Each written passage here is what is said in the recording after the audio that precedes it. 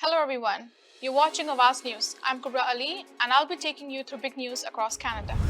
Ontario English Catholic teachers join other unions in holding strike votes in fall. Toronto says top up to rent supplement program will help 1,350 people move from shelters to housing. Police arrest man who allegedly dropped softball-sized rocks onto cars from pedestrian bridge. Ford expanding strong mayor powers to more cities, offering funding to those that meet housing targets. Man killed in shooting near Kensington Market. Suspects sought after armed home invasion in Markham that left dog missing. Boy 14 allegedly pepper sprayed man in the face before stealing motorcycle. These were the headlines, and let's jump right into the details. Ontario English language Catholic teachers will join their public school counterparts in holding a strike vote in the fall as negotiations with the province continue to stall. In a statement issued late Monday afternoon, the Ontario English Catholic Teachers Association said the Doug Ford government has failed to demonstrate real interest to engage in meaningful discussions. OECTA says the scope of negotiations have not been finalized almost 15 months into the bargaining process, and the solutions proposed by them have been rejected out of hand. The province-wide strike vote is set to take place on October 18 and October 19, OECTA said. To continue making progress, it has become necessary to conduct a strike vote to demonstrate our association's solidarity and resolve, Jansen in the Wall said. The news comes a week after both the Elementary Teachers Federation of Ontario (ETFO) and the Ontario Secondary Teachers Federation (OSSTF) said they would be calling for a strike vote sometime in mid-September or mid-October. ETFO made the announcement in a public speech while OSSTF did so in a memo to its members.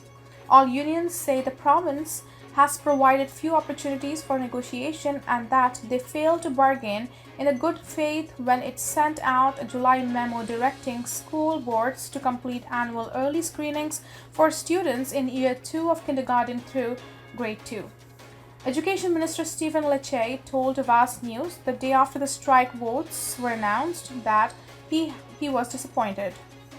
However, unions argued that each bargaining group individually has not had enough time at the table.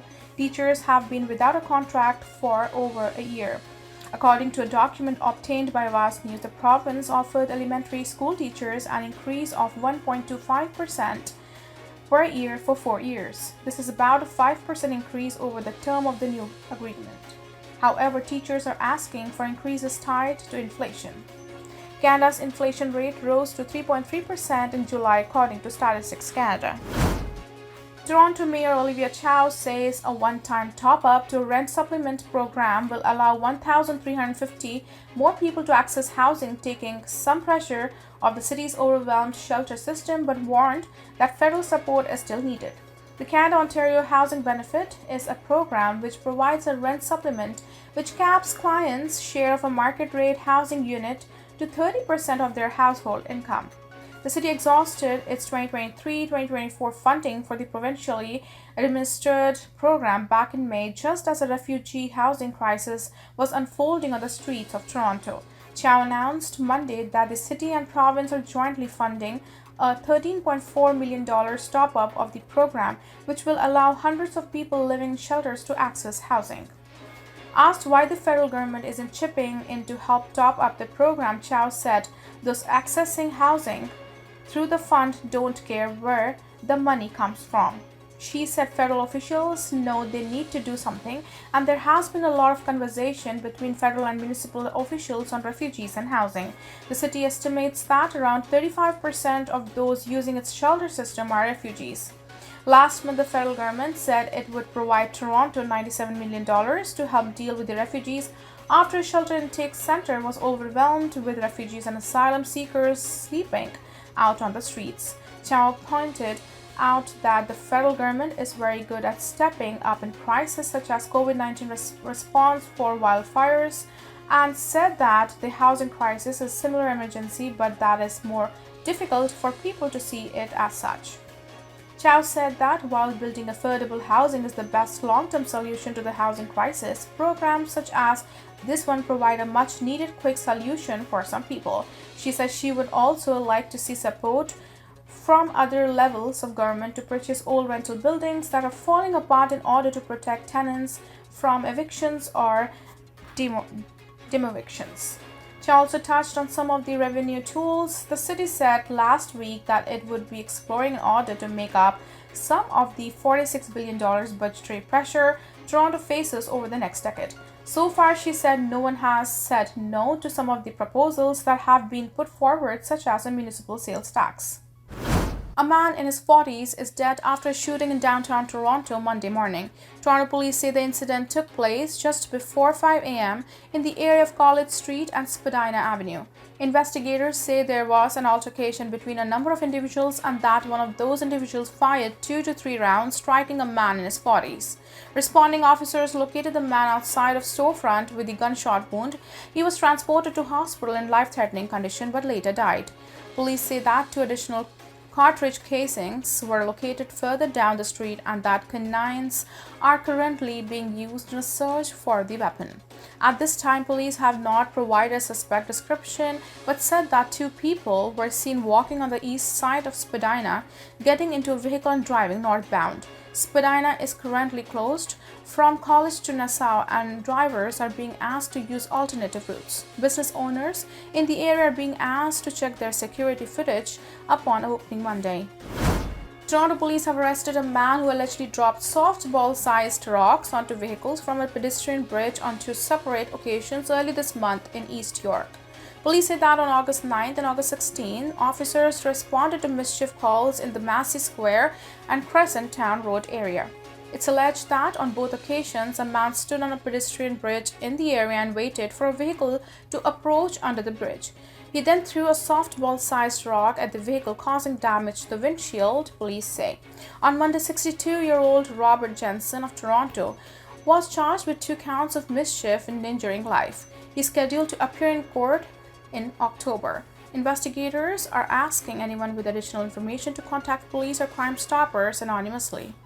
Ontario is expanding its strong mayor powers to 21 more cities while providing municipalities financial rewards if they are able to meet housing targets.